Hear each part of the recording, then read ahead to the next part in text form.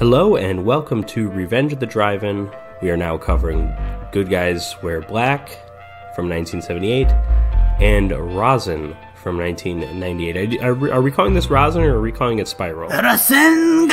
We could call it Spiral because I think... I don't think so. There's too many movies called Spiral.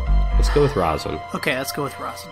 But it is the first sequel to Ring, or Ringu.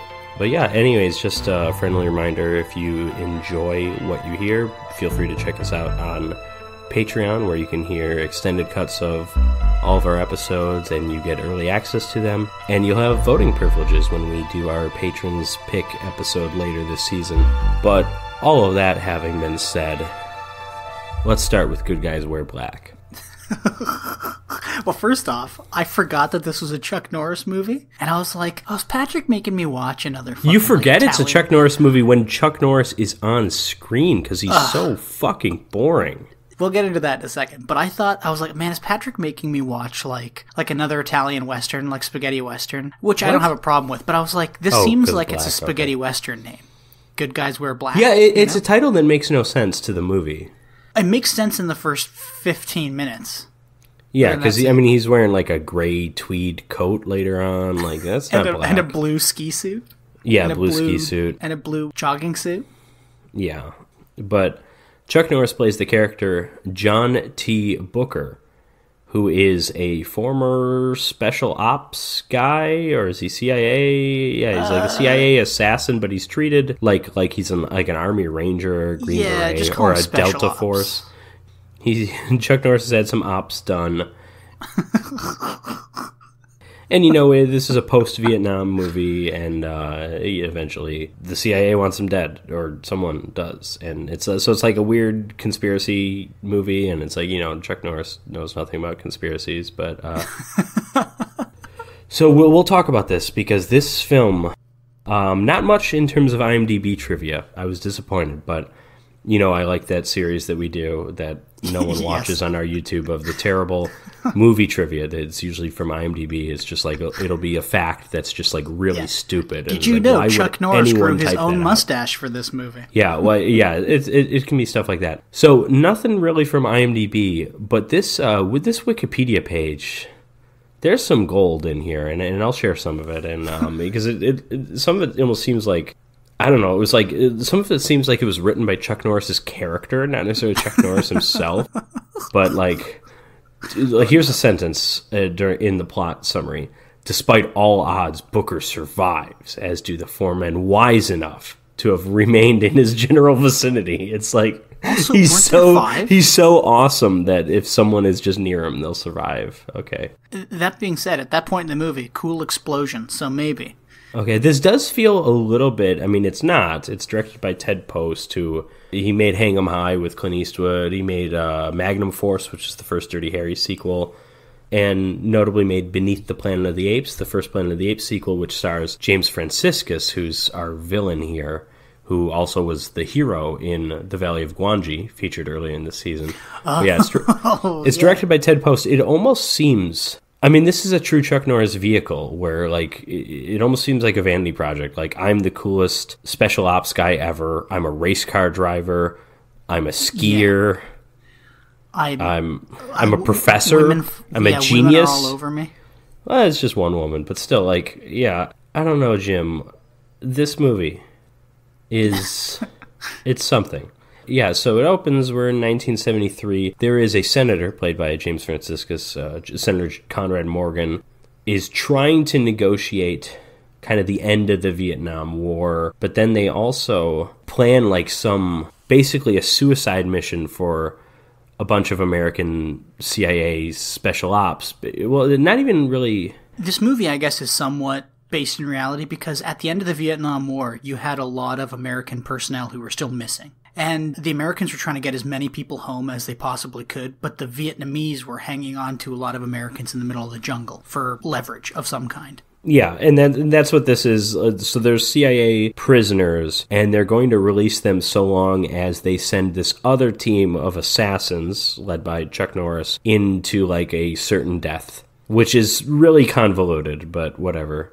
Well, and it's not even explained either. It's not like, oh, Chuck Norris's Black Tiger team killed the most NVAs during the war or something. It was just like, hey, we'll give you back these CIA guys, these like a couple. Yeah, it's CIA not. It's not even important like who these guys are. It's just like we'll just kill off this team for you. Yeah, basically. Yeah. But of course, they send the coolest dude ever, Chuck Norris. So I think I said last episode I referred to this as a martial arts movie.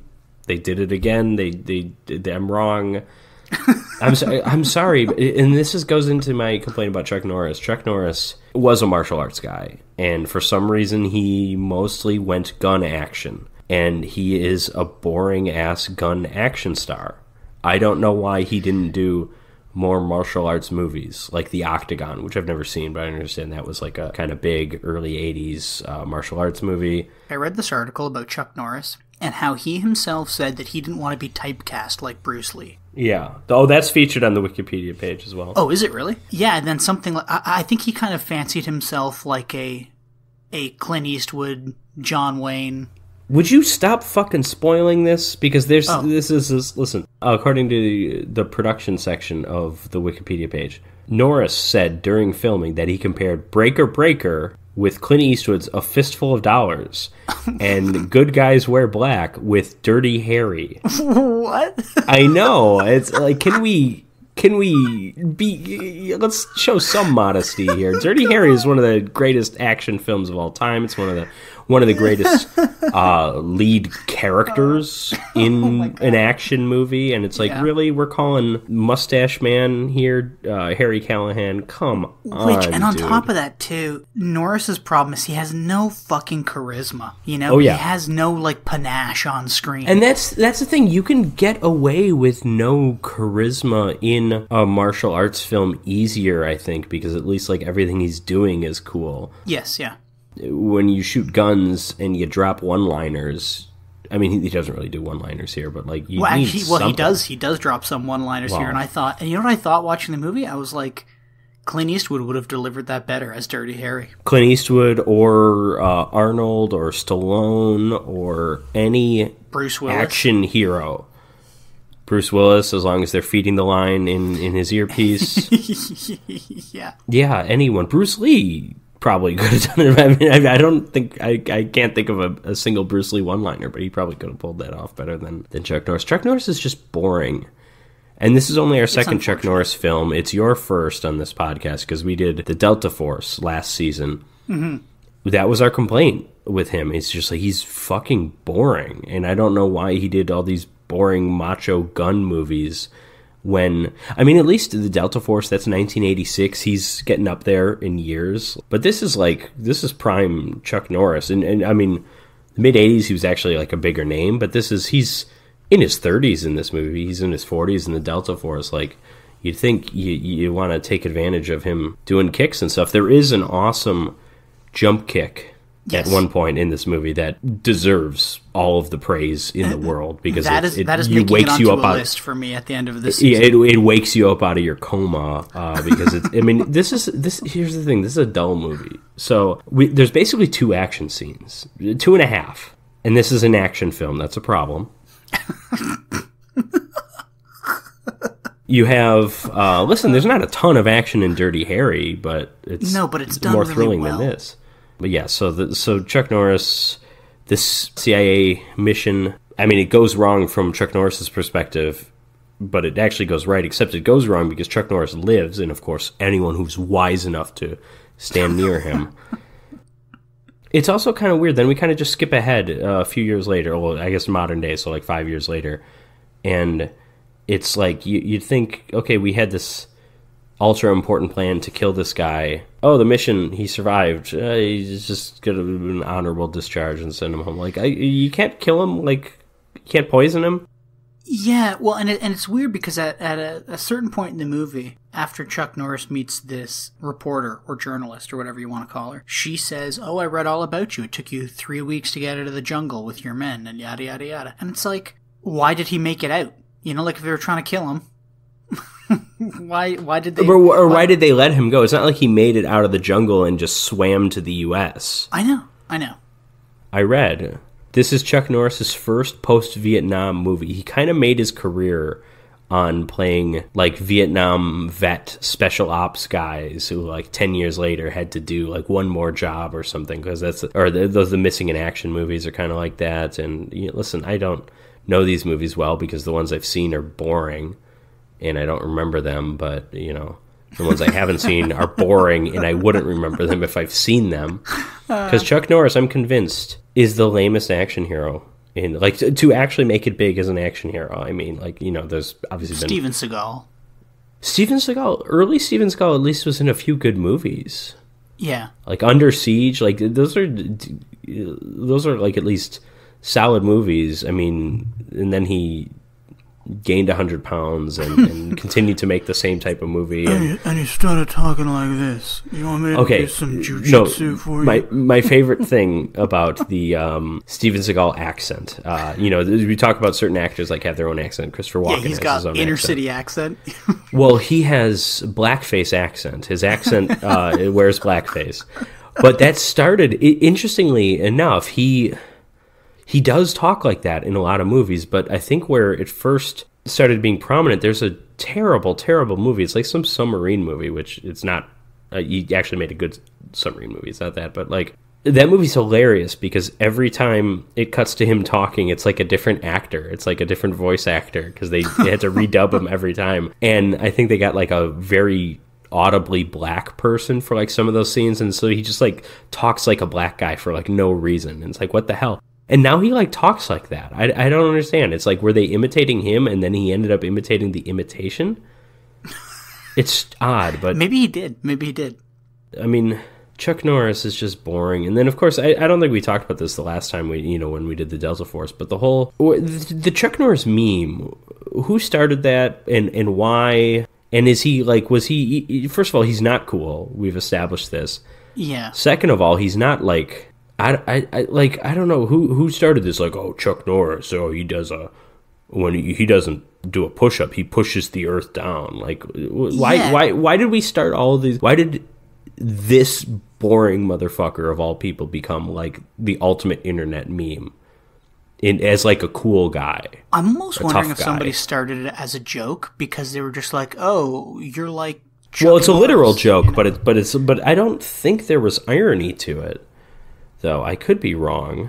You know what? You get into the plot. I'm going to look up this Chuck Norris meme and see if I can find the beginnings of it.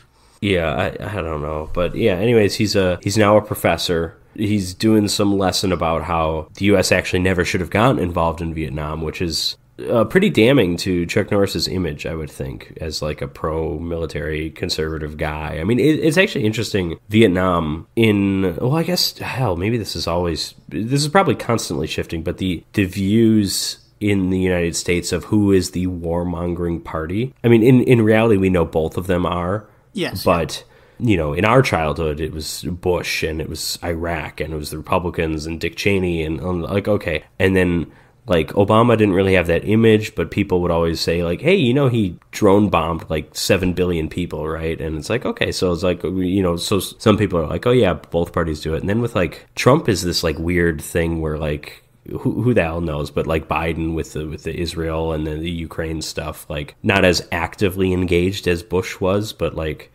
you could easily say the Democrats are the warmongers now, but except Republicans can't say that because Republicans support Israel just as much, if not more so. But if you go back to Vietnam started with Kennedy and Johnson, but then it also became, but the anti-war movement was also a Democratic movement because that was like Robert Kennedy. Mm-hmm. And then the war, Nixon inherited the war and kind of kept it going. Well, I mean, he did keep it going for a while. He also ended it, but like it's funny to me that I've read a lot of things like somehow, at least in a lot of circles, Nixon gets like more blame for Vietnam than certainly Kennedy does, and then in some cases more so than Johnson does, and it's like, well, I don't know. And you know why I think Nixon gets blamed a lot for the Vietnam? Because it's easy to blame Nixon for anything because he left in shame. It is, but it's also, he said, hey, I'm going to end this war, and people said, great, and then he started the largest American bombing campaign of Vietnam. Yeah, but, well, and then there's also, no one knew this at the time, at least no one, the general voting public, but there were actually, a bit like this movie with Senator Morgan, there was behind-the-scenes wheeling and dealing going on with Nixon. Nixon actually tried to extend the war so that he could win the election. Supposedly, there were some indications that Johnson would pull out of Vietnam in, 68. And I don't know how true that is, but I do think it's true that, Nixon tried to make sure that the war was still going on because he knew he could win the election if that was the case. And then he started tapping into people's phones in the Watergate. Well, whatever. If we're talking about Robert Kennedy earlier as being the anti-war guy, he was tapping into Martin Luther King's phones and trying to tell him to kill himself the entire time. So, by the way, I found out the origin of Chuck Norris memes / facts. Okay. Chuck Norris, whatever. Chuck Norris facts were preceded by Vin Diesel facts. In 2005, really? Hang on, can I stop you? Yes. You may have stumbled upon the one action hero as lame as Chuck Norris and Vin Diesel. Maybe there was irony to this all along. So in 2005, after actor Vin Diesel starred in the family comedy The Pacifier, which was one of the first DVDs my family bought on DVD, by the way. I saw that film on a plane, I remember. So after he starred in that movie, there was a thread titled Facts About Vin Diesel, and it appeared on the Something Awful forums. Ian Spector, then a college student, started a website that would display a different Vin Diesel fact each time the page was refreshed, as would later be true of Chuck Norris facts. The facts submitted about Vin Diesel were frequently absurd or hyperbolic. At the height of its popularity, the site received around 200,000 views a day. Following the success of the Vin Diesel fact page, Spector set up a poll to decide what celebrity would be the subject of the next fact generator page. Although Norris was not one of the options listed in the poll, he received more write-in votes than any of the listed candidates, including George Bush, Dick Cheney, and Lindsay Lohan. Okay, so let me stop you there. Yeah. It almost sounds like Chuck Norris was already kind of a meme if people are voting him in at that rate, right? Here's what's interesting, too. Here's the last sentence of this paragraph. His popularity may have been helped along by late-night comedian Conan O'Brien, who popularly mocked Chuck Norris and his show Walker, Texas Ranger between 2005 and 2006. So we've got that barbarian to blame. Yeah. Yeah. Interesting. So I had no idea. Yeah, so that's when the Chuck Norris facts took off, and then from there... So Chuck Norris was a meme for Conan, sorry, I'm thinking Arnold. He was a meme, and then he became a bigger meme, basically by Conan fans voting him into this other thing, and... Well, maybe. So I'm assuming he was a living meme because of the things that we're bringing up, he has no charisma on screen. He's a pretty shitty action hero. He's not exciting to watch. He doesn't move around a lot. He doesn't really do much martial arts. He's dull, lifeless. Yeah. So I think people were kind of making fun of him for that. And then that just kind of carried over through a generation. And then Conan was making fun of him. And then I guess it took off. Well, also, let's talk Walker, Texas Ranger here. Jim, you watch weird, boring... old person shit, right? Yeah, but not Walker, Texas Ranger. Okay. No. Yeah, I feel like it's the action equivalent of Matlock. You know what I mean? Okay, yeah, I gotcha. Created by Paul Haggis, the director of Crash. The show aired on CBS in the spring of '93 and went to 2001. But I always knew Walker, Texas Ranger as just that show that would just randomly be on in the middle of the day. That's why I think of Matlock. And I don't know. I don't think anyone under the age of 60 ever saw it. I could be wrong. Well, yeah, because then at that point, Chuck Norris would have been, in his 50s easily, right? 50s into 60s, I believe. I think he was born in 40. So he's like the first old man. Well, I guess him and Sean Connery are like the first old men action. No, Charles Bronson. Oh, yeah, Charles Bronson. Charles Bronson is the original. The original and still the best old man action hero, if you ask me. Yeah, he's pretty good. I'll admit it. So Chuck Norris, I guess, has always been a joke, and people picked up on that fact and then created the whole Chuck Norris meme in the early 2000s. Yeah, so anyways, he's teaching this class, he's a professor. U.S. shouldn't have gotten involved. He's also a race car driver for some reason. He drives little Porsche. There's a female reporter, what was her name? Was it Margaret? Yeah, well, she tells him her name is Margaret. But she's played by Ann Archer, which is a name I know, but I don't really know why. she starts asking him a bunch of questions, and then it turns out she like knows all who this guy is, and she knows about this mission he was on and how he, like you were saying, you know, got lost in the jungle and wandered around for 3 weeks or whatever, and you know, it's tough to say she knows more than she's telling him, because she's telling him almost everything, but like there's something going on. But they just like strike up a romance, and in the movie forgets it's an action movie, and in the movie forgets it's a movie. The movie never realizes it's a compelling romance because Chuck Norris is our romantic lead. Yeah, and that at this point the movie kind of forgets that it's a movie, because it kind of throws the plot out the window. For fuck's sake, it's just like, oh my god. You know what this reminded me of? Except it was a lot less, I mean, it was a lot more fun. And this, it's just like in Gone with the Pope, when he's like going around with his girlfriend, and they're going to the Christmas market and stuff. And it's like, that's funny because that's such a weird movie. It's like, here it's just like, oh my god, what can we move on? Can we get an action scene? Can we get a kick? I know. The first minor action scene you get after Chuck Norris meets Margaret is they're driving around town in his little Porsche, and this tow truck driver tries to push him into oncoming traffic. I guess you're counting this. I guess we have to. Oh yeah, well, I mean, because it's like the first kind of like exciting thing that happens. You think something's really cool is going to happen, but nothing actually happens. He just drives around traffic and then comes back. It's the first moment of tension you feel since you checked the runtime. Yeah.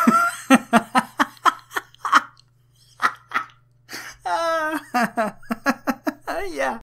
And yeah, it's not that great. And he just confronts this tow truck driver, and he's like, what was up with that? And the tow truck driver's like, the pedal got stuck. And Chuck Norris is like, you're crazy. And the guy's like, I know. And then he drives away. So meanwhile, Conrad Morgan, former senator, is now being either nominated for Secretary of State, or they're talking about nominating him. And he is trying to cover up some loose ends, I guess. He's trying to kill off all of these CIA guys, even though they're all living peacefully, and they don't know he wronged them. Yeah, that's right. They don't know. I guess it's all the threat of this coming up in approval hearings. Mm-hmm. You know, but like whatever. There's this other guy, some other government guy, Maurice Saunders, played by Lloyd Haynes, the black guy. Was he at the beginning of the movie? Yeah, he was. He was involved. I don't know if he's like Morgan's aide or something. I assume he has a higher job than that, because if he's Conrad's aide, he's not going to be his aide 5 years later. But like, he eventually gets to Chuck Norris and tells him that like there's a hit out on you in this like database. And now, I don't think he tells him it's Morgan, but he does say, like, when Chuck Norris is like, who could do this? Who has access to this? And he's like, it's only a handful of people. It's the president and a few secretaries. And at this point, it sounds like it's because of the girlfriend. Yeah, maybe. Margaret knew something she shouldn't have supposed to, or you know, she told someone something that. Yeah, and she approached Chuck Norris. But then also too, what I was going to say was I don't understand. What's the black man's name in the movie? The character? Murray Saunders. I don't understand. Like, he was in the room with what's his name, Conrad, whatever, and he was there when he asked to have the Black Tigers be sent to their deaths. Yes. So he kind of never really suspects, or really never tells Chuck Norris, like, hey, this is what I think is actually going on. He just goes through the movie. Or this is what I literally know is going on. Yeah, it's a little odd. There's also my favorite character in the film is, because you know I love former greats that have just turned to drunkenness, is Edgar Harold's played by Dana Andrews. Dana Andrews, super accomplished actor in like the 40s and 50s, like in film noirs and the film noir Laura. He's in The Best Years of Our Lives. I've seen him in a bunch of other stuff too. I think he might be in Gaslight. I could be wrong about that. Okay. I'm not 100% sure he was an alcoholic at this point, because they do wisely put a glass of booze in his hand in one of his 2 scenes. I think he's only in 2 scenes, but he was slurring his words in that scene, and I really enjoyed that. Who did he play in the movie? He's an old government guy. I don't even really know. Oh. Edgar Harold is the character's name. Yes, you're right. He was slurring his words. He was, but I mean, is that the actor? Is that the character? Speaking of slurred words, Jim Backus is also in this film. I never really saw Gilligan's Island. He's the professor in Gilligan's Island, but it plays one of my favorite drunks of all time in It's a Bad, Bad, Bad, Bad World, which I think is one of the best comedy films ever. He plays a drunken pilot, and he's fucking hilarious in that movie. Who says this boy can't fly this old plane? There you go.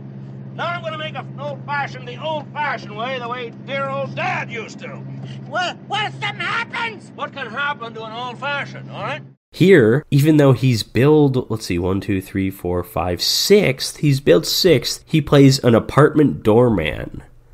Can't we get a better role for this comedy icon? Yeah, but this is a movie it's like kind of, where it's almost nothing sad. happens, and listen, have him play the Chuck Norris character. That would probably be better. yeah, I agree. But yeah, so in addition to Murray Saunders telling Chuck Norris that there's a hit out on him, he also tells him that like some Vietnamese guy, you know, who had allegedly been killed or something, had actually come to the U.S. and it appears he got government aid to come to the U.S. And he says he's like working at some Chinese restaurant somewhere. Yeah, his name's Major Min Van Tu, and he was like a high-ranking like North Vietnamese army official. And in the best scene of the film, the only good scene of the film, I'm tempted to say, they're at, what is it? Is this an airport or is it like a train station, bus station? Is this before or after a plane does something? But there's a scene at the station where this guy's trying to assassinate Chuck Norris, and he fights a couple people. It's like the second action film or action scene in the movie, like an hour and 40 minutes in, and it's not even an hour 40-minute movie. But he this is where he does the jump kick, which we've mentioned before. The classic jump kick into the windshield, which I've seen in a few movies. This one looks good. They shoot the right amount of angles. The follow through is nice because he jumps up as the car's coming. Yeah. And you actually see the windshield like fall into the car. Yeah, you see the legs hit the windshield. We get a shot from inside the car of the windshield caving in, and then we cut back to the other shot. It might be a new angle, I can't remember. And it's Chuck Norris kind of still in that position, kind of holding that pose. Mm-hmm. So it's really convincing. It's great. It's easily the best thing in the movie. It's not saying much, I know, but it is, though. It's pretty awesome. Like, when I saw it, I was like, whoa, this is getting exciting. And then the action scene immediately ends.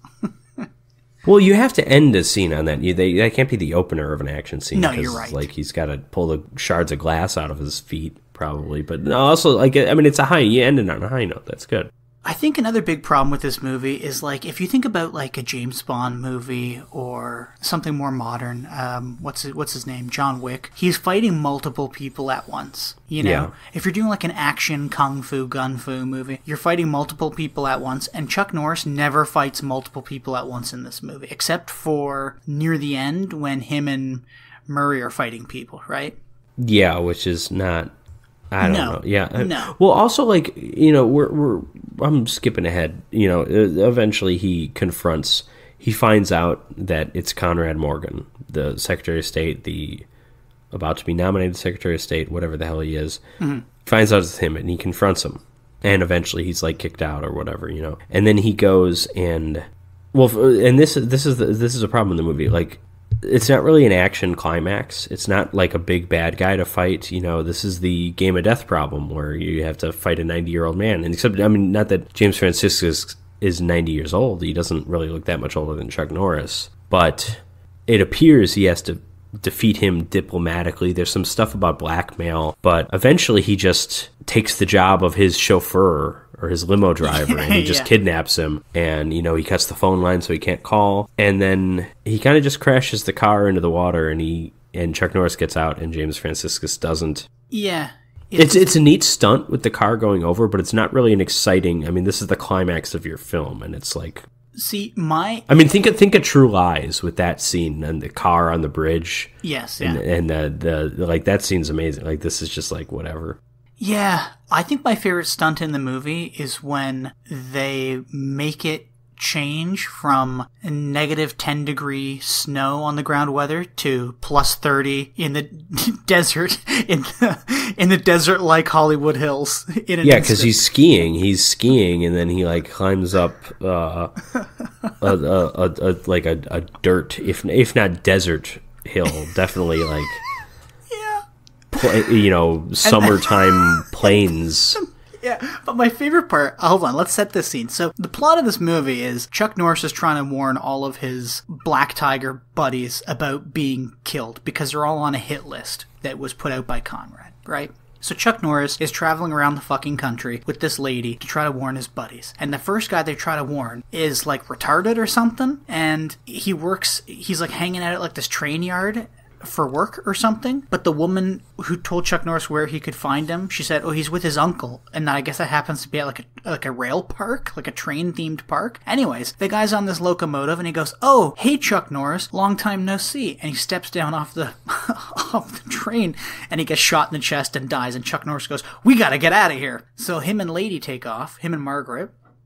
And then they go to Squaw Valley, USA, and you're seeing all these people in the foreground and background dressed in like ski suits, holding skis and poles, and you're like, there's not a fucking speck of snow anywhere. And then you go further up the mountain, and you're like, oh, there's snow. For some reason, instead of showing up on skis, maybe Chuck Norris couldn't ski, him and Margaret show up on the tiniest, littlest snowmobile you've ever seen. It looks amazing. And then Chuck Norris goes up to his buddy and he says, oh, hey, we gotta talk. And his buddy goes, meet me at the bottom of the mountain. And Chuck Norris goes, okay. So the guy takes off from the hill and he goes down. He takes a jump. Midair, he gets shot, like he's sniped out of the air. And Chuck Norris goes, that's not good. And he hops on his little dinky snowmobile. That's gonna leave a mark. And he hops on his dinky snowmobile and races down this snowy hill to a line where the snow just ends and then like desert begins. Like it's like dry, arid hills of California. And my favorite part is he's like chasing this killer. It is pretty cool. He jump kicks her in the face off of this dirt bike and she rolls down this hill and dies. But he's standing on the side of the road in his ski suit, and his lady friend Margaret is coming back down the hill in his car, and he flags her down. He's like, hey, come here. And they run down this kind of forested path, and you can tell fucking Chuck Norris is just drenched in sweat. Like, they must have picked, like, the hottest day to film. And I don't know if maybe he had to do that run a lot, or if it was actually, like, 20 degrees. Well, that's pretty cold. 20 degrees Celsius. But, the whole scene is just interesting, and it's barely an action scene. There's one bit of action in the scene, but it's almost like it hurt my brain to wonder, did they film the snow stuff earlier and then the dirt bike fight stuff later, or was there fake snow on the mountain? Did they have snow machines back in 1978? This is all worth noting in that, yeah, it's barely an action scene. It's barely an action movie. It's like an action movie in the sense that when you're asleep in bed and you roll over, you technically, that's your action scene. Yeah, you did a really cool roll. Well, I mean, we say that, and there are like a couple really neat things, but just the action itself is so sparse. Yeah, because then the next action scene is when Chuck Norris fights Major Min Van Tu or whatever at the airport, which immediately before that, one of my favorite explosions takes place. Chuck Norris's lady friend Margaret, she gets on the plane, she's going to fly back to LA, and he goes, okay, goodbye, I'll see you there, kiss, kiss.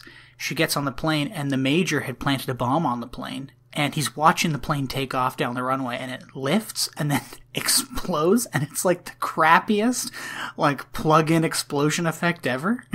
Well, hang on, you mentioned the bomb, and yeah, there's a bomb on there, but the bomb didn't even have a chance to go off. This is just a Boeing plane. Yeah, oh, got him. And then they just have like this weird little fight scene where Chuck Norris and the Major are kind of fighting around people's baggage, and then the Major starts throwing people at Chuck Norris, and he drop kicks them through a car, and then that's it. It's the best scene in the movie. It is, but like that's the only cool thing. And I also love that this movie, it seems like all the sets for people's like houses, apartments, condos, whatever, was just like some random place that they found. You know what I mean? Like when they No, it wasn't. No, disagree. This is 70s interior decorating. Dude, well, so did you notice? It's disgusting. It's disturbing. It's shameful. This was the 1970s. Was it though? I feel like if you were like a CIA guy who had a condo, like when they go to the condo to see the drunk guy, it's just like white tile, which almost looks like my apartment. He's got like a little tiny balcony, and then he's got like like a model car, like a model hearse, and like some crystal decanters, and that's supposed to signify wealth or something, you know? And I don't think it signifies wealth. We're talking about Dana Andrews, right? It signifies drunkenness. Yeah, I guess you're right, yeah. But then he's got like a free booze tomorrow sign in his bathroom. But then when you go to Conrad's house, they clearly filmed it in like the back room of like a German restaurant or something. Because there's like like stained table. Glass. Yeah, there's like Germanic biblical stained glass or Germanic stained glass with like biblical scenes. If you were to go to Mater's in an Old World 3rd Street in Milwaukee, you will see German-style stained glass that looks remarkably similar to that scene. There you go. And then also, too, the first shot when they're talking to Conrad and he's behind the bar, there's like a bunch of steins on the shelf behind him. And I'm like, is this like a Germano-American club back room? Because there's like a pool table there, and then there's like a bunch of potted plants. But anyways, I just loved how they just picked any spot to film in this movie. Like the Germano-American club. Anyways, Jim, what did you think of Good Guys Wear Black? It sucked. You know, I think between the two of us, we've made it pretty clear that it was slow and boring, and it was slow and boring. And Chuck Norris isn't a great action hero. He's a terrible one. Yeah, he's a terrible one. Vin Diesel is at least, in some of the Fast and Furious movies, has at least been wise enough to attach himself with better action stars. Like The Rock is in some of those movies. Jason Statham's in some of them. And then, like, he surrounds himself with, like, fast cars and fast-moving things. You sure. know?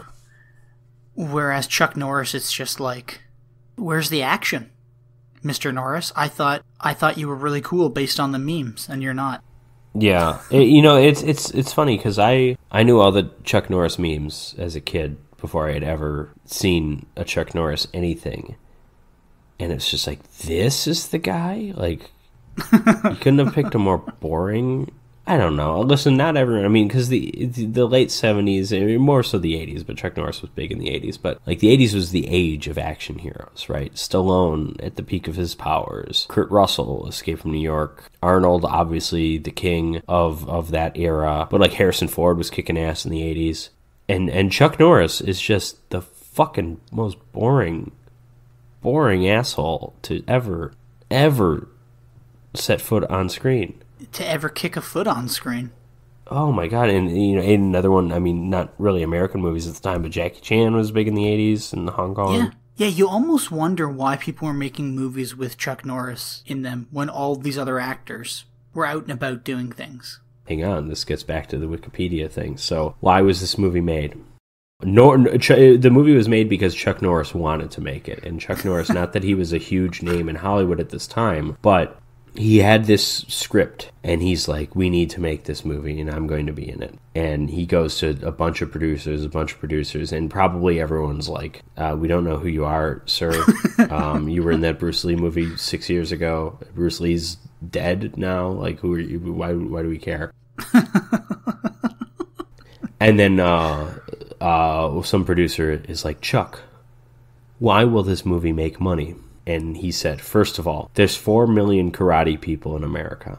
First of all, that, like, karate people is there's got to be a better term than that. Yeah, how about karateers? Karateers, yeah, I like that. Continuing the quote, they all know who I am. And if only half of them go to the movie, that's a $6 million gross on a $1 million budget. And then the producer's like, yeah, sure, whatever. And I think it made like $18 million or something, didn't it? That's what I'm seeing on $1 million. And by the way, this movie doesn't so $1 million is obviously not a ton of money even back then. The movie doesn't feel like a low budget movie. It's just like a movie that cut corners in the budget because they cast Chuck Norris, who was not a huge name at the time, and Dane Andrews on his last legs, and James Franciscus is like whatever. Yeah, it's a miss. This movie's just a miss. It's one of those things that should be relegated to the history of Chuck Norris movies. I want to be as big in the movie industry as I've been in the karate industry, said Norris. I know I can do it because I've got the faith to do it. Oh, was like as in... Norris said his character of Booker had more feeling than the Clint Eastwood characters. Booker's sensitive, caring about people, but if pushed, he can take care of the situation. Here's the thing. That might technically be true. You don't watch the Dollars trilogy because the character is this sensitive man. You watch him because he's the coolest motherfucker in the world. And Chuck Norris could never do that. No. And I wonder if it is because he's too nice. He was trying to be like a good guy who's also cool. Christian action hero, kind of. I don't know. Yeah. Was that coming into his work? Is that why he's talking about faith, I guess? That's kind of what I assume. I mean, but faith doesn't have to be religious. So, I've got the faith, like I believe in myself, could be. Well, okay. Let's move on from Chuck Norris to something that is equally... Well, can I say what I think of the movie? Oh sorry, yeah, continue. Fucking asshole. No, sorry, my apologies. Listen, I don't think it's terrible, but it is dull. They get the worst lead actor possible, basically, and that's the biggest thing against it. It's really just that jump kick into the windshield. That's like kind of all I enjoy. I don't know. I enjoyed some of the supporting actors. Dana Andrews, drunk out of his mind. James Franciscus gives a real performance. I like that. Ann Archer's not bad, but Chuck Norris is the worst. Also, Jim Backus made the poster. What the hell? Also, hang on, Wikipedia, the first sentence. Good Guys Wear Black is a 1978 American martial arts action film starring Chuck Norris and directed by Ted Post. Bullshit. There's 2 martial arts moves in the movie. Moves, not scenes, not fights. Well, actually, you know what? There's 3. There's 3... Excuse me. There's 2 moves and a scene. And it's the kick off the dirt bike, the jump kick through the car, and then there's the scene where he fights like 3 guys outside of drunk guy's condo. I don't know, man. Okay, are you ready for Japanese confusion? Generally, yeah. So, Patrick, before we talk about Rasen from 1998, I want to ask you, do you remember Ringu? I do. Do you remember how people died in Ringu? Do you mean like technically, or do you mean the setup of the movie? I mean, they watch the videotape, and 7 days later, something mysterious happens to them. We don't really know. Yeah, so we finally at the end see the little girl come out of the television, and he kind of just doesn't he like scared to death? Like it's not really clear. Yeah, you get like a heart attack. Essentially, you're scared to death. Well, this movie doesn't do any of that, and before we recorded this, like a week ago when we were actually doing the commentary track, you had told me, you said, hey, Ringu and Rasen came out at the exact same time in Japan. I didn't say same time, I said same year. Although maybe same time. Same day. This is same day. Yeah, January 31st. How did they what is that? That's like streaming releases, but what the hell? Yeah, and it's interesting that Ringu became much more famous and popular than this movie. And I mean, obviously, I know why. It's way better, first of all. Yeah, exactly. But I think there was a bit of an assumption from Western viewers who hadn't seen this movie, because Ringu had made it across the ocean, well, across all oceans. Everybody knows about it.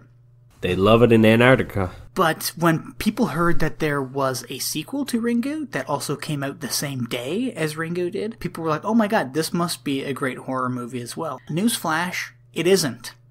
Sorry to spoil it. No, it's not. It's kind of crappy, kind of confusing. And by kind of, I mean very confusing. And maybe this is on you. I mean, you do say you're confused a lot when you're watching these films, not just this one. Yeah. Okay, you were confused by Prisoners of the Ghostland. I was, yeah. I want this on record, Patrick. Yeah. I went back and I listened to my version of the audio. Doesn't matter, it's getting cut. No, how dare you. Okay, so anyways, this movie takes place directly after the events of Ringu. And we are introduced to our main character named, it's probably pronounced Ando, but I'm going to call him Ando. And he's a pathologist, and we see him at the very beginning of this movie looking at a photo of what appears to be his son, and then he's looking at a lock of hair that he has, and then he pulls out a scalpel, and he goes to slit his wrists, but he decides not to. Instead, he gets ready for the day. And we see this happen. Yeah, the film opens right after he had just seen Good Guys Wear Black. Yeah, yeah. Yeah, anyway, so, like, his kid drowned in the ocean and he couldn't save him, and he gets, like, these flashbacks of, like, him standing on the beach holding his son's hair in his hand, and that's all he has left of his son. And then you know that he's kind of like a pussy because he can't kill himself. He just goes to work instead. Before he goes to work, he gets a call from his buddy, his pathologist buddy, and he says, hey, you're going to be performing an autopsy today on an acquaintance of ours from medical school, Ryuji Takayama, who's played by Hiroyuki Sanada, who we've seen in lots of things. Actually, I don't know if we've seen him in lots of things other than... We haven't. We've only seen him in Ring, but he's all over. One of the more successful Japanese actors in American media. Like, currently he's on the show Shogun, which I haven't seen. He's been in Mazda commercials. Bullet Train, Rush Hour 3, The Last Samurai. Like, it's probably him and Ken Watanabe as the probably the two most successful Japanese-born actors in the U.S. And I always find it interesting. This is going to be a bit of a tangent, but I just find it interesting what actors in foreign countries end up becoming kind of successful in, like, Hollywood. Because in like, what actors, and then, like, how does it happen?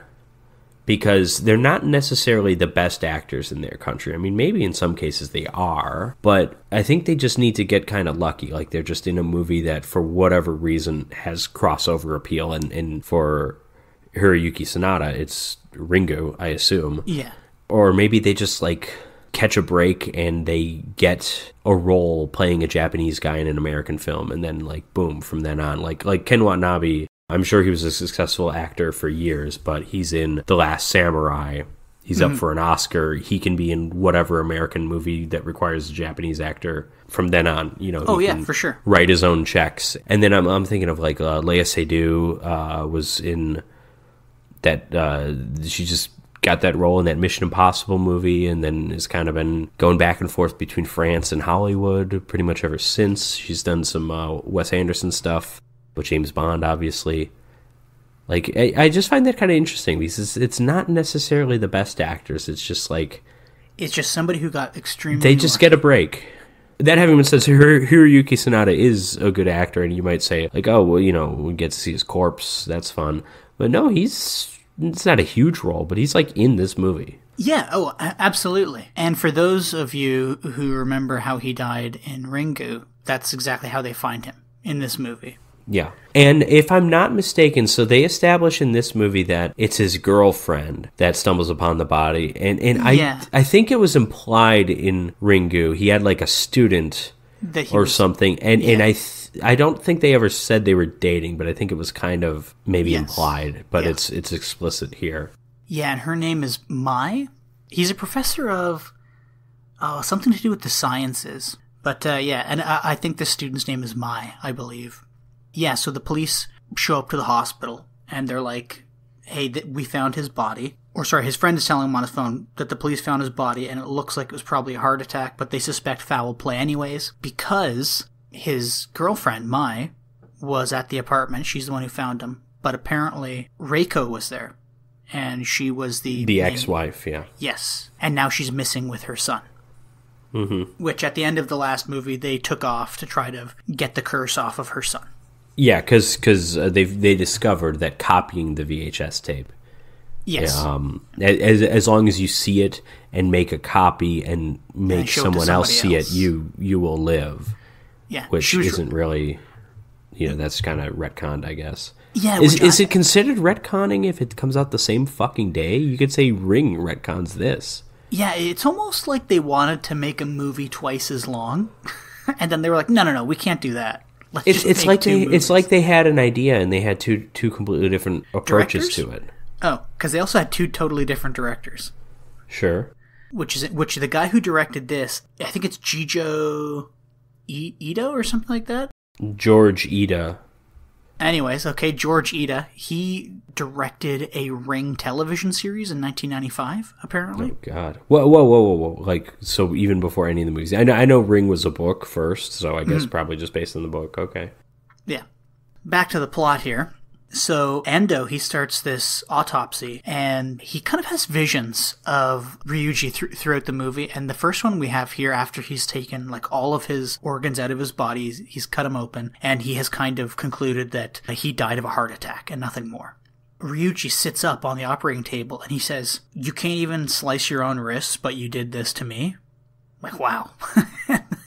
This is cool. I like this. The It makeup, like, it's creepy looking. This it's is great. disgusting. Yeah.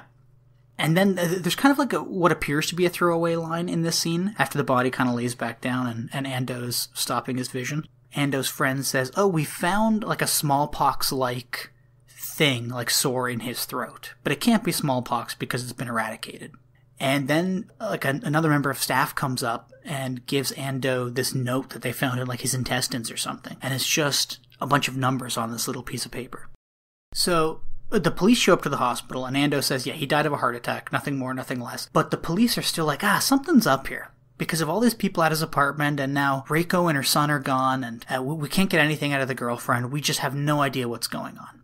And it just turns out that the police brought Ryuji's girlfriend Mai to the hospital, and they kind of want Ando to question her, but then the police, the detective, I guess, he just kind of starts to harass her to try to get answers out of her, but she faints, and she's thrown into this hospital bed with Ando watching over her. And here she kind of says, "Hey, my boyfriend used to talk about you a lot, and one thing he said was that you were really good at breaking all the codes that he would make up when you guys were younger and in school together." Ando's like, "Oh, interesting."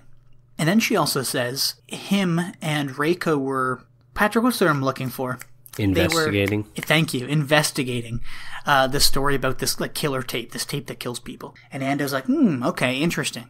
So he goes back to his house at the end of the night. He attempts to decipher this code, and he comes up with the letters DNA. And he's like, or actually, I think he comes up with data first. And then he comes up with DNA, and he's like, oh, this is wrong. And he throws it out. Then I guess it's that same night he gets called by the police to go to the scene of a car accident, which is actually Reiko's car, and her son are dead. And in the car, so much for everything that happened in the first movie. Yeah, can't say it's an optimistic ending, but it's at least like there's a resolution. It's like, okay, they're going to live because they're going to copy this tape and send it to everyone. Maybe everyone else will die, but they at least get to survive. Nope, who cares? Do you think this came out in Japan as like a double feature? That would make sense. So then people like immediately finished Ringu, then immediately went into this. Yeah, it's like, oh, fuck this. I like that kid. You know? I know, yeah. Yeah, so all of our main characters from the last movie are dead. And they had the copy of the tape in the car in a VCR, I guess. And in the crash, the tape and the VCR have been destroyed. And I guess, what's his name? Yoshino? I think that's it. Yoshino? Reiko's boss at the magazine company, newspaper company. I think it was a newspaper. He's there at the accident. He says, "Hey, she worked for me," and then he fucks off, and everybody just kind of fucks off. The coroner on scene though says that Reiko's son was already dead by the time of the crash, which is interesting. So you're like, oh, I guess they didn't make it in time. That's unfortunate. The next day, it's revealed by Ando that Reiko's son had died of a heart attack just like Ryuji, and that Reiko probably swerved into oncoming traffic when she noticed that. So that's also like doubly sad. You're like, oh, this is rough. Yoshino then shows up to the hospital, and he sort of explains the plot of Ringu to Ando, and then he says Reiko did, in fact, get her dad to watch the tape, but he committed suicide, and he says, I destroyed the tape. Which is also, like, super shitty. But then you wonder, where were they going to? They were apparently going to her parents' house, because that's where they were traveling to. Yeah, because she makes a phone call to the dad, and is like, hey, we're coming over. And it's implied that she's going to force them to watch the tape, so that is the end of the movie. Yeah, and then you think, like, with the accident, they died on the way there, but in fact, they had gotten the dad to watch the tape somehow, and he committed suicide anyways. How do you think they got the dad to watch it? Like, you come over and it's like, hey, Dad, let's, want to watch a fun movie together? No, yeah, bust out the Tostitos. We got a movie to watch. and it's just like this weird experimental art film that and you get a phone call saying you're going to die in 7 days or whatever. It's like, yeah, that's pretty cool. Yeah, and the dad's like, oh, honey, did you make this? Because one of the best parts of the original Ring, at least I thought so, was the tape itself, like the film that they watch. It's so genuinely creepy, but also like there was like this, and I know we talked about this ad nauseum, but there was like this amateur, like, art house feel to it that also kind of felt like it felt supernatural. It felt like it was made by an entity, like a ghost or something, you know? It didn't feel like it was of this earth, even though it had a lot of these things that we could connect with shitty, bland, Eraserhead knockoff stuff we've seen. Yeah, and unsurprisingly, this movie doesn't focus on the tape. It doesn't really focus on anything scary except for the curse, which is then made very clinical. This movie takes all of the myth and supernatural stuff out of it. There's a scientific explanation, and that just doesn't seem right. Correct, yes. That's just like, no, don't mix your ghost with science. Yeah. Don't do it. Yeah. Yeah. Except unless you're Ghostbusters, then you can. There's not like there's like lip service to science in Ghosts, but there's not like actual science. Like there's no like scientific explanation for the ghosts. It's just like they built a few things with science to fight them. That's all that Ghostbusters is. Yeah. That's why it's great. So, the father's destroyed his copy of the tape, so now that's 2 copies of the tape destroyed, I guess. And after Yoshino has explained the plot of Ringu to Ando, he hands over his copy of the tape as and he says, present. Then Ando has a vision of... Can I stop you for a second? Yeah, it's a stupid interjection, but you know how I would like to see a Ring movie end? Because we don't know how many tapes there are, right? You know, you kind of think like, hey, is this the only one? You know, I don't, who knows? But then she makes a copy. But like, I want to see an ending of this movie. It's an exact recreation. It's an exact shot for shot recreation of the end of Raiders of the Lost Ark with the giant crate, except it's like in the back of a video store. Yeah, it's all VHS. It's all Ring VHSs. It's all like it's like in one of those rooms like that you always hear about, like where they had the porno tapes. Yeah. It's just like you go behind the curtains. There's just nothing but Ring tapes. Yeah. At your local Blockbuster. Dude, that's amazing. So Yoshino gives him this tape and calls it a present, and as he does that, Ando has this vision of Ryuji giving him the tape. And he goes home and deciphers the code, which actually reads present. Ando decides to watch the tape. I don't know if he really wanted to or if he really believes in the curse. I don't think he does. And he just decides to watch the tape on a lark. Yeah, I don't think he does either. And instead of this... Well, again, I don't think anyone who watches it really believes. Like, that's... Why would you watch it? Yeah, exactly. But I think he's been told so many times now about this tape, and there's a thing about tapes, and Yoshino is even there, and he's like, I have Reiko's diary. He was reading from Reiko's diary. He was like, you know, it's about this tape. Here's a copy. I mean, listen, if it was me, I wouldn't fucking watch the tape. You know? But he goes home, and he's like, I only watch it on Blu-ray, damn it. Yeah. Here's the question. Let's say someone uploads a torrent of the Ring tape. Would you still get the phone call? Yeah, because it's like supernatural, right? It's like spiritual. Yeah. Although whoever made that torrent, if we're going off the rules of the first movie, that person's very, very safe because they copied it and had a bunch of people watch it. You know? Yeah. Also, could you put the tape on and watch it with your eyes closed? Would that do anything? Oh yeah, and you know what? These conversations we're having, they're largely irrelevant, but they're also like, it's supernatural. It doesn't matter. Don't fucking put science in this, because then these questions do matter. Exactly. I have a... Yeah. We'll get to that soon enough. Yeah, what if you only watch half the tape? Does half of the girl come out of the screen? Sadako come out of the screen? Or you have a heart attack, but it's not a fatal one or something. So speaking of the tape, Ando does watch the tape. But unfortunately for the audience, instead of getting that really cool, like you said, art house student project tape, we get Sadako climbing, very sexy and naked Sadako climbing out of the TV, and she starts making out with Ando. And he then throws her off of him, and then kind of, he comes to, he wakes up or whatever. So the next day, Ando confronts Yoshino at the newspaper company, and he goes, hey, this tape is real. The story's real, and you gotta give me all other copies of the tape, because I'm gonna destroy them all before I die, because I just watched this fucking tape yesterday, and I've got 7 days. And for some reason, Yoshino refuses. He's like, no, I'm not doing it. I don't believe you. I don't care. But Ando tackles him to the ground before he gets thrown out. At some point, she goes home and she finds a package in her mailbox, which was mailed by Ryuji before he died. And there's a bunch of notes in the package and a drawing that he made of Ando and his son standing on the beach.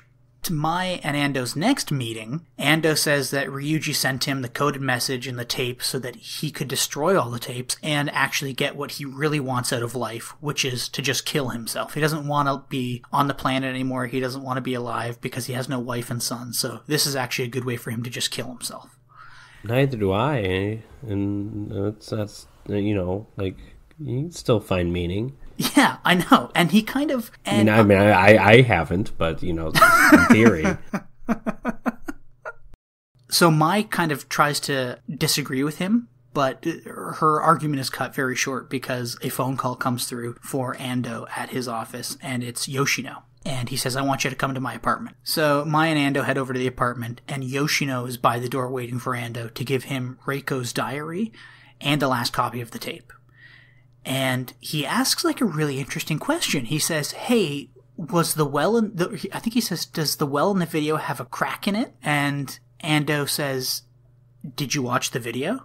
Because it does. And he says, no, I haven't, but I see Sadako. Asking for a friend. He's kind of like, I haven't, don't worry about it. But then he is kind of coerced into saying, I see Sadako in my dreams and the well, and I just want to get rid of this video and the diary.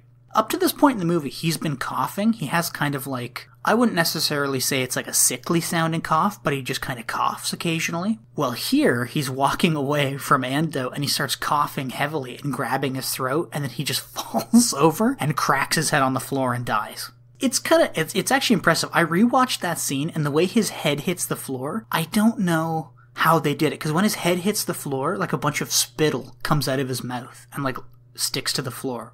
Upon seeing this, Ando and Mai, they get the fuck out of there, and Ando destroys the tape, but he realizes that even though he's watched the tape, and even though he thought he wanted to die, he doesn't want to die anymore. He's actually afraid to die. And Mai kind of comforts him, and they have sex.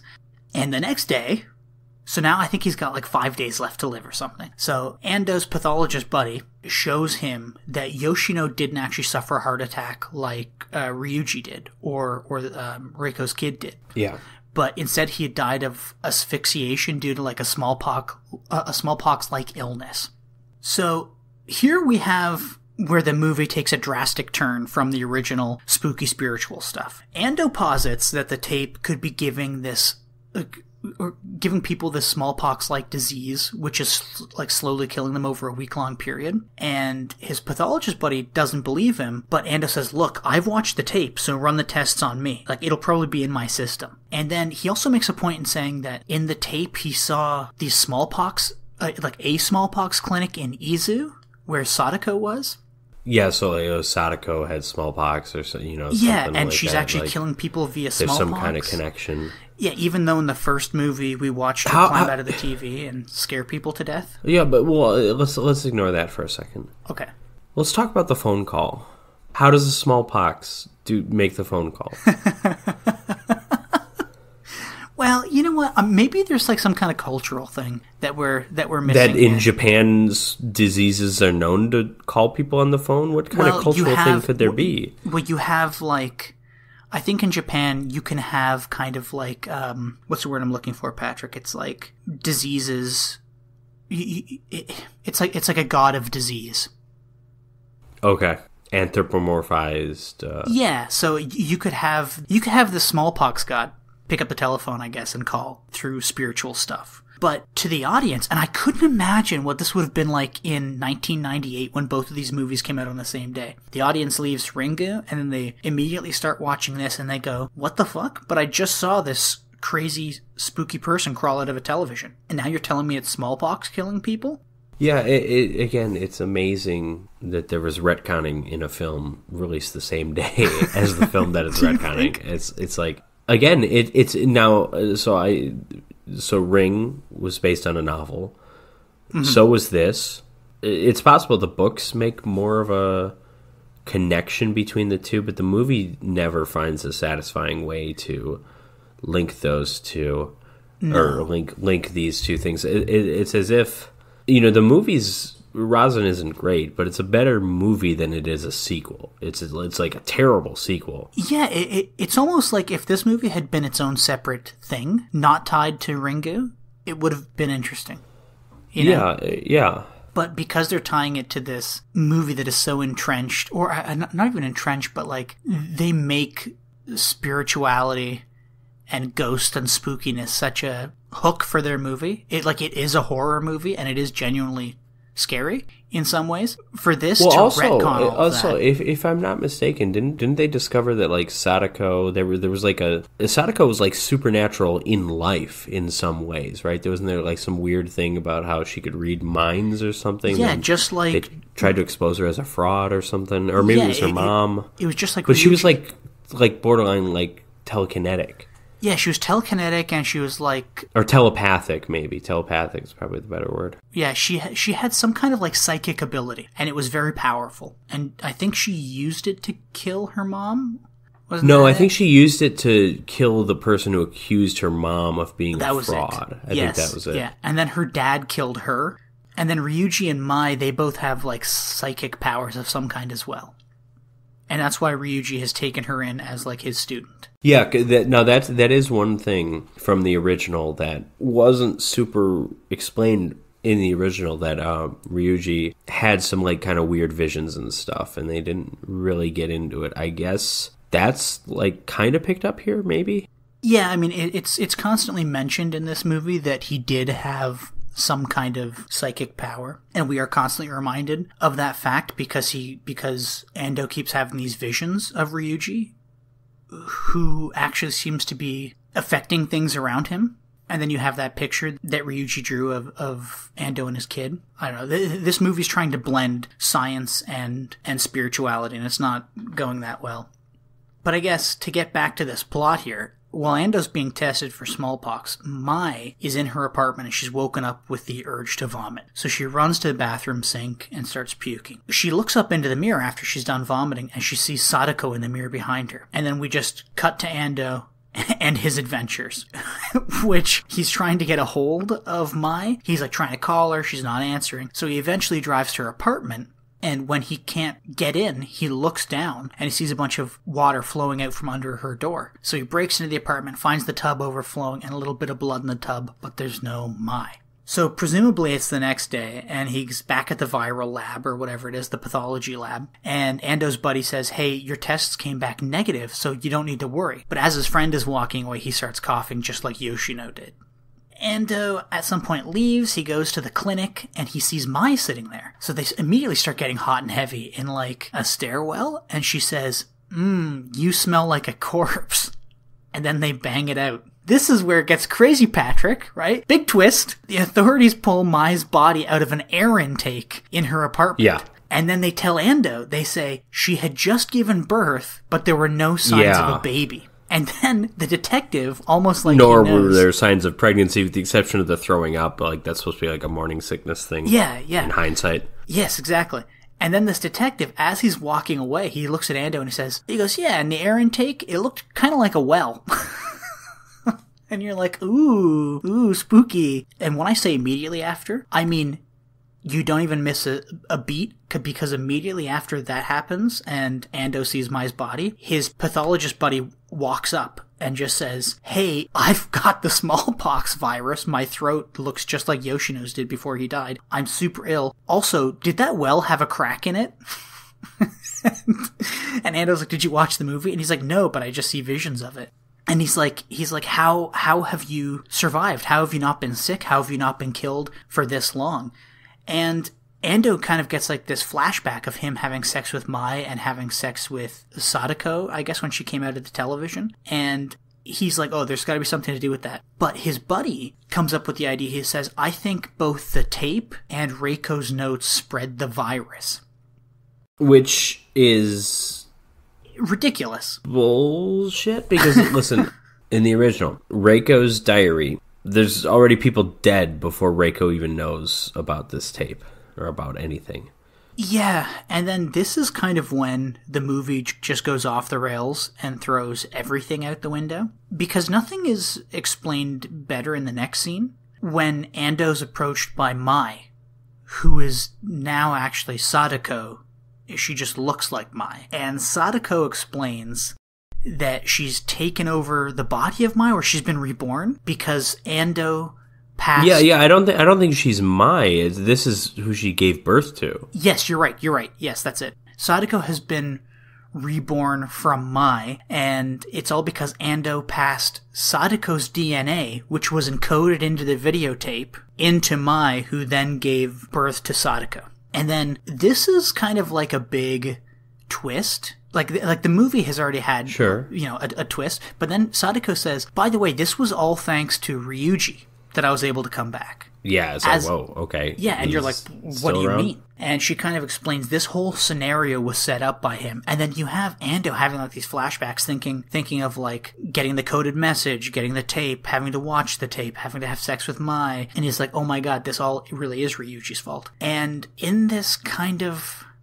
real life / dream-like scenario, they wind up in Sadako's well together, both Sadako and Ando. And she's explaining this to him. She's like, now I want to pay Ryuji back. I want to repay the favor to him for bringing me back to life. And Sadako, because I think she says, I can give birth to him. You have his cells in your lab. I can take these cells, put them in my womb, and give birth to Ryuji. And Ando says, this is ridiculous. I'm not helping you. And then she whips out his son's lock of hair that he's been saving onto. She says, I can do this for your son too.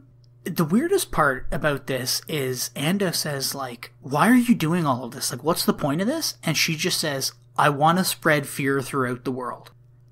Like the same kind of fear that I felt. And you're like, okay.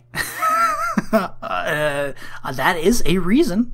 Is it a good one? It's a reason, and then she goes on to ensure that Donald Trump wins the Republican nomination. Goddamn you, Sadako.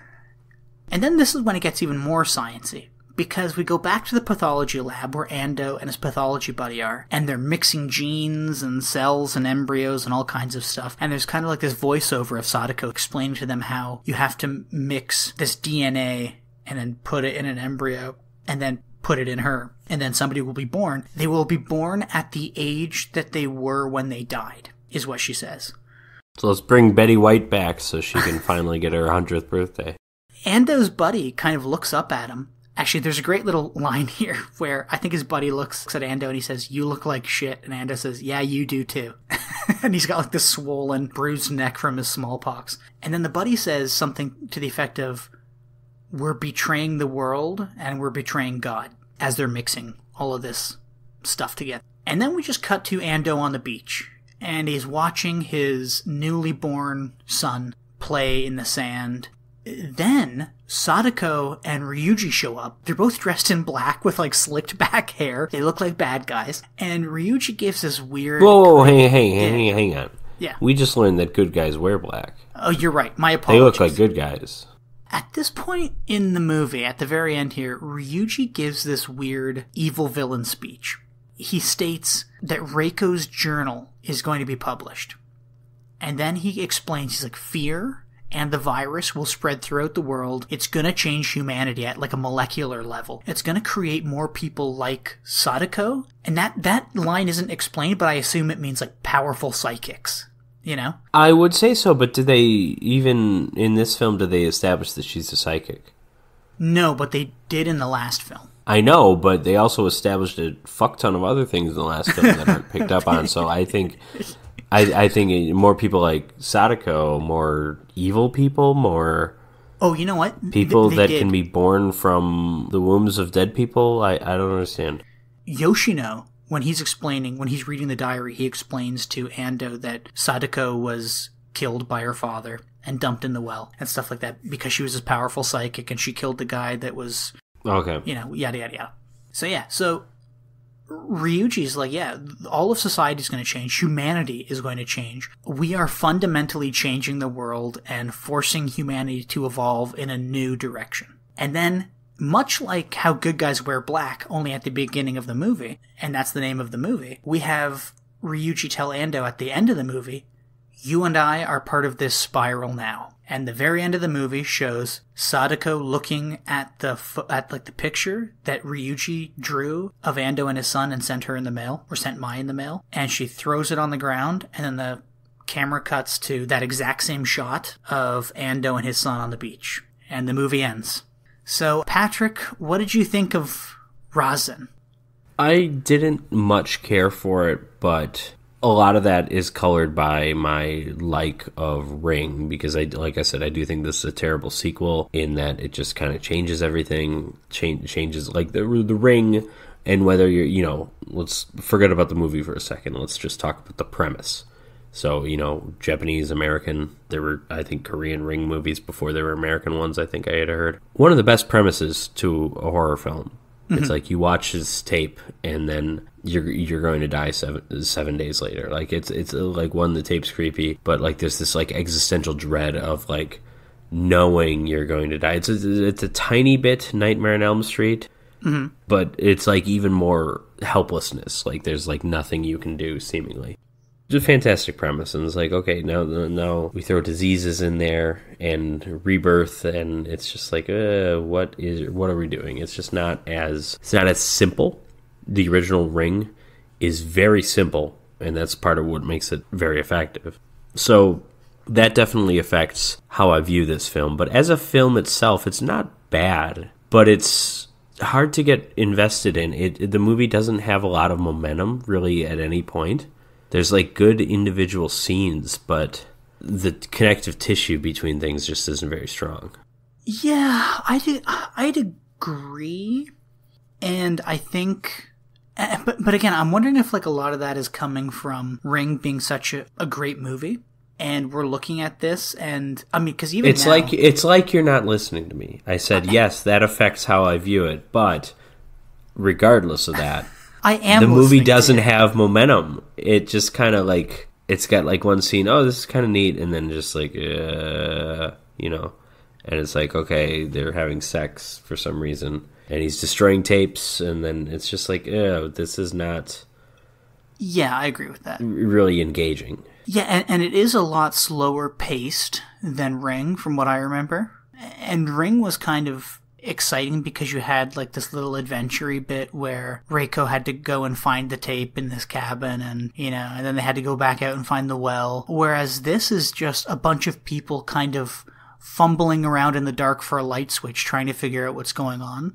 Until the very end, when you realize, oh, none of it mattered anyways, because this supernatural being has come back, and there was really nothing they could do to stop it. There's a helplessness here, and I mentioned the helplessness in Ring, but that helplessness is like the plot, and it's like that's the emotion that the characters are feeling, and eventually they do find some solution. They kind of like stumble into it because they think they have a solution, and it turns out that's not the solution. Then they kind of stumble into it at the last second and realize, oh, if we force other people to watch the tape, if we make a copy of it, whatever. This movie, there's a helplessness, but it's like, it's that preordained thing. Have you ever, Jim, have you read the famous Robert Langdon, Dan Brown novels? No, but I have seen the movies. I would actually be curious, because Inferno is one of the ones they made into a movie. They haven't made all of them into a movie. I don't think they ever made The Lost Symbol into a movie. No. That could be like a Hulu show for all I know. Who the hell knows nowadays? But like, I know they went out of order, because they did Da Vinci Code first, then they did Angels and Demons, then they did Inferno, because I think they were just ready to make one, and Inferno was the most recent book. So it's like, we'll just skip The Lost Symbol. It's basically National Treasure anyways, so who cares? So I've read those books. I mean, it's been a while, because I haven't read literature written for simpletons, since since I was about 18 or so. But, and by the way, I mean, I say literature written for simpletons. I still stand by Angels and Demons as a really enjoyable read. Lost Symbol is decent. I think the other two are lacking. And Inferno actually is one of the most frustrating books I have ever read, because for the majority of it, it was like really good. It was on that Angels and Demons level. This is exciting. Then, the very end, it has such a bullshit twist ending. It makes you just want to throw the book through a window, like Bradley Cooper in Silver Linings Playbook. It is so stupid. It was like, the entire time they're chasing this guy, and he's got this like deadly virus, and he's going to unleash it, and then they find out the very end of the movie, or end of the book, excuse me, he's already unleashed it in like the aqueducts of like, I'm assuming Florence, maybe? I don't know. It was all Dante's Inferno. He's already unleashed it. And they find out he like unleashed it several days ago. And it's been run, so it's like everything in the book has been pointless because it's already happened. And in this case, it wasn't actually a deadly virus, they learn. It was a virus that like made 1 in 3 people like infertile or something. Because the whole thing is he wanted to stop overpopulation. They thought he wanted to do that through mass murder. Mm-hmm. And it turns out he has like, it's eco-terrorism, but also eco-terrorism that doesn't really harm anybody in a weird way, which is itself kind of interesting. But the whole point was, it's a fucking waste of time because the entire thing was decided before you even started reading. And that's a bit what this movie feels like. A bit. I agree. And it's almost too like, I'm trying to remember if in Ringu, if Ryuji was like having like a psychic connection with Sadako or not. Because I think it's implied that before he died, right, like he had set things in motion for this movie. And then you also think he wasn't like a dickhead and he wasn't like a weirdo in the first movie. So no. why is he helping? He was just like, he was a pretty normal guy. He's just ex-husband man who cared about his ex-wife and child. So now why is he helping like this ghost murderer? And then the whole science thing with this. Don't mix science with ghosts. That's because it's never scary, and this is listed as a horror movie. I think it's actually on Shudder. It's not that it's never scary. It's just not satisfying. Like what makes ghosts scary is the unknown. We don't really know how things work. Like there's debate as to if there's even real. A lot of people are like, oh yeah, ghosts. Yeah, I saw a ghost.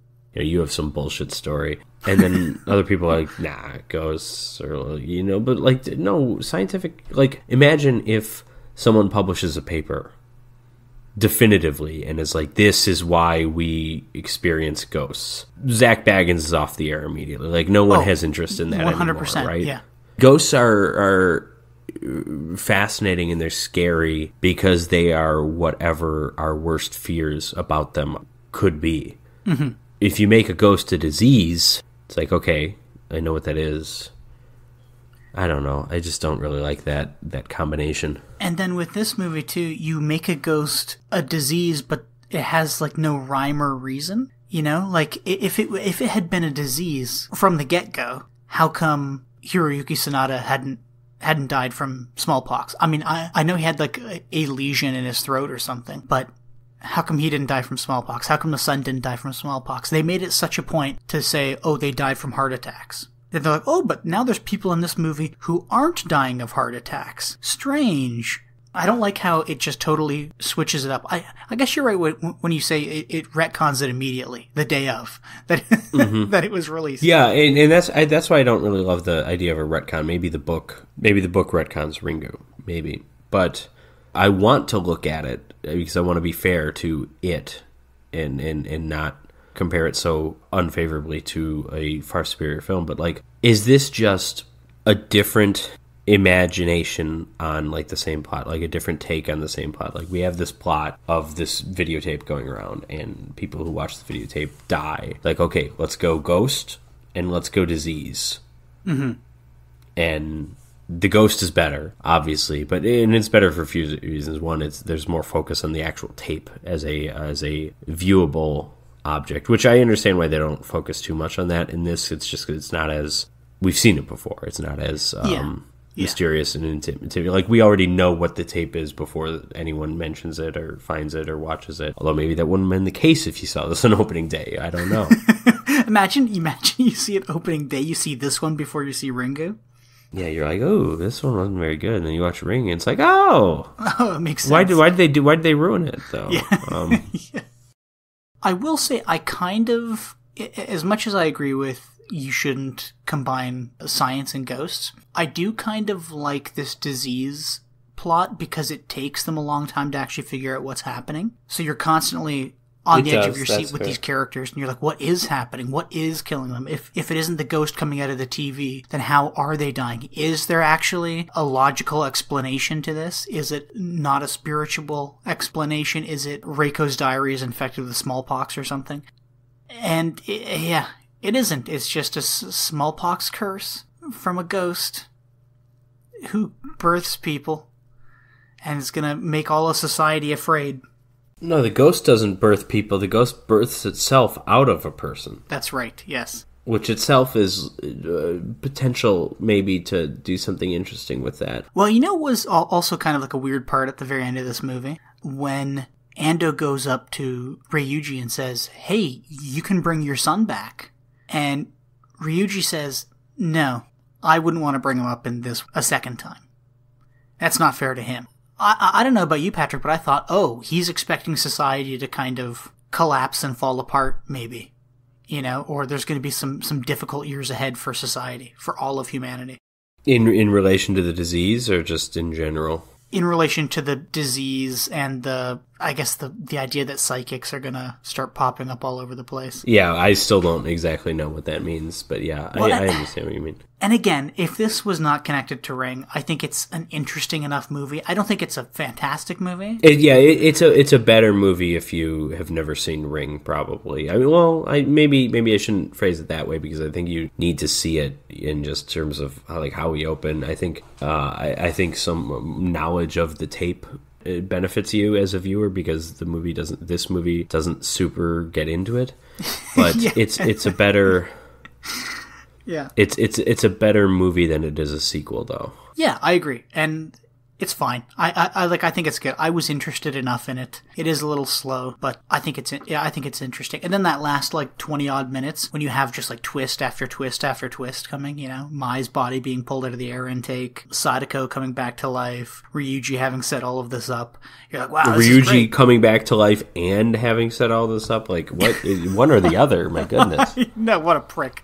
Yeah, do we need Ryuji back? Could there have just been something like Ryuji was a secret asshole and he sent you this messages because he wanted to unleash this because he wanted the ghost back, but he doesn't. We don't need to see him. But yeah, I mean, maybe Hiroyuki Sanada's too big of a star. Maybe in Japan because they didn't obviously anticipate this being an international hit, and it wasn't. I mean, this is a forgotten sequel that is worth noting. Mm-hmm.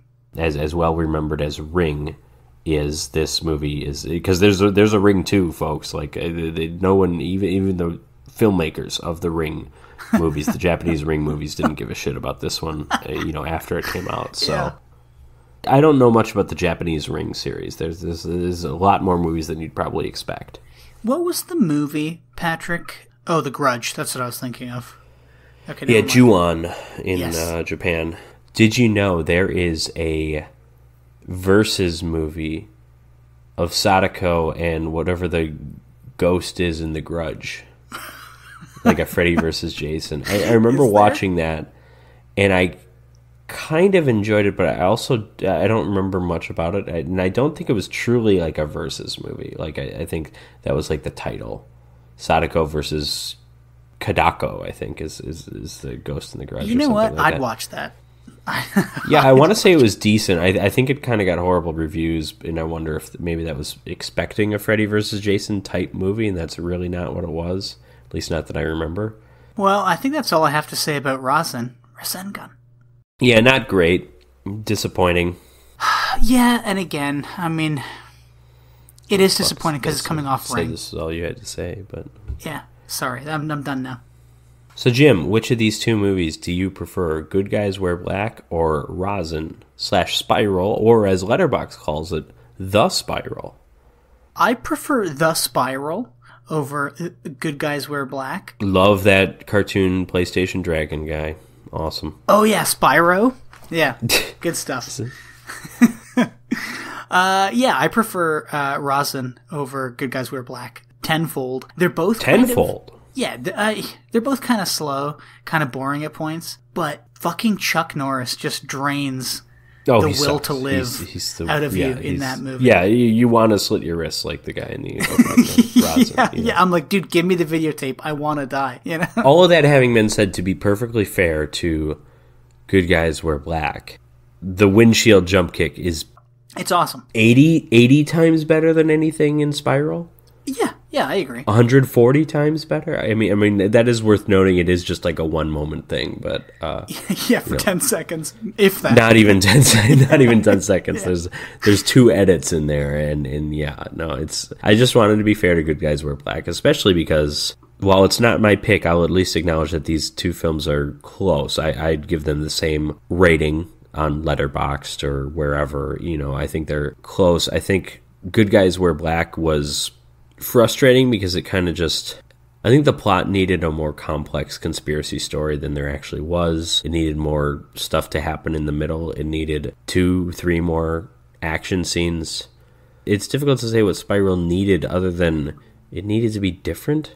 I don't think the filmmaking is poor. There were some atmospheric scenes. I like the scene with Hiroyuki Sanada like getting up during the middle of his autopsy. I thought that was cool. Mm-hmm.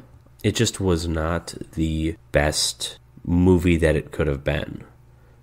And I'm not exactly sure what went wrong. But so I do pick Rasen as the superior film. But it is close. I think both are equally kind of mediocre. Yeah, I think that's a good way of describing it. Yeah, and then Rasen, yeah, maybe it hurts because it's the disappointment factor on top of it not being great, where it just kind of feels that much worse because it's a sequel to a very, very, very good film. Good Guys Wear Black, if we were to compare it to Dirty Harry, like Chuck Norris did, obviously the movie's ass compared to Dirty Harry, but... Oh, yeah. Huge ass, man. Yep.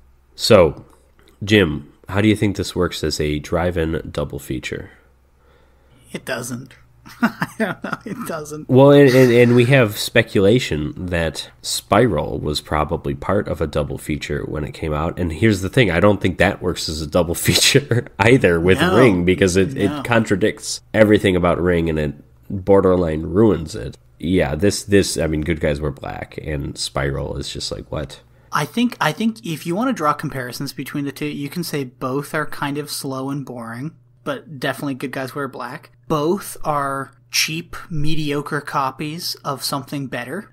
Chuck Norris is being just like the action genre of the 70s with tough action guy. And then Rasen, obviously, Ringu.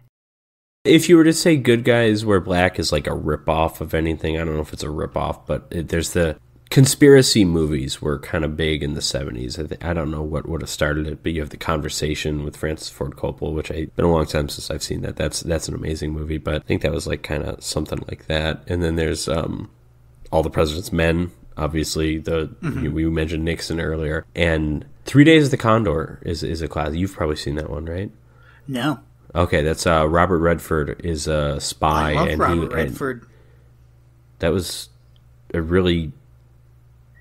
weird way to say that. You just said it like I was half yawning and I powered through. Okay, that's it. Okay, yeah. So Robert Redford, I think he's a spy of some kind, and I think he calls headquarters and finds out that I can't remember exactly, but like he stumbles upon something and then they're hunting him down for like 3 days or something. That's a really good movie, but I don't remember it too much. I read the book. What's it called? For 3 Days at the Condor? Was it? Of the Condor. Of the Condor. He is the Condor, I believe. Oh, what a bird! Because he's endangered. I don't know, but yeah, the 70s conspiracy movies were big. All of those films I mentioned are better thought out than Good Guys Wear Black. Much better scripts, much more appealing leads. Dustin Hoffman, we got 2 Robert Redford films, by the way. You didn't go, oh, I love Robert Redford when I said All the President's Men, but you could have. The Conversation, right, Gene Hackman, one of the best actors ever, and it's like, okay, we can't get Gene Hackman for Good Guys Wear Black. Not that he would have done Good Guys Wear Black, but we got this Chuck Norris guy with a squirrel tail mustache, dyed blonde. That's exactly it, yeah. That's a thick mustache. That is like a Harley Davidson riding mustache. It's a good mustache, but... Yeah, and I love how they dyed his hair for the movie, too. It's great. Did they dye his hair? It's not he's ginger, isn't he? Maybe. I don't know, but I'm just like... I always get a kick out of Chuck Norris when he's in those like Bowflex commercials in his like 80s, and he's still got like... He doesn't have an ounce of gray in his hair. It's like, buddy, who are you fooling? Yeah. Patrick, how do you think? Do they stack up? Let me answer for you. No, it's... I mean, and here's the thing. I'm just going to go off with neither are very good movies. This is one of the worst double features we've done in terms of just like movie quality. Neither of them are awful movies, but both are just like, usually we at least have one that's like, hey, this is pretty good. The other one's like, meh, we don't got that. It's nothing. No, I agree. It's a shame, but hey, they can't all be winners, you know? Nope, not with Chuck Norris involved, that's for sure. So, do we have any winners next week? I'm going to go out on a limb and say we have at least one, because I've seen one of these films and it's good. So we have... Did I say next week again? I keep saying... well, that's okay. I keep saying that out of instinct. It's next whenever the hell we get around to recording these. If Jim's dying folks, of COVID again, it'll take a while, I know. guys. I'm always sick, and we're also both busy boys, you know? Yeah, so we speaking of busy boys, we got Sisters from 1972, directed by Brian De Palma, returning director from Revenge of the Drive-In, of course, director of Body Double, one of the greatest films ever made. And then we also have 1955's Women's Prison.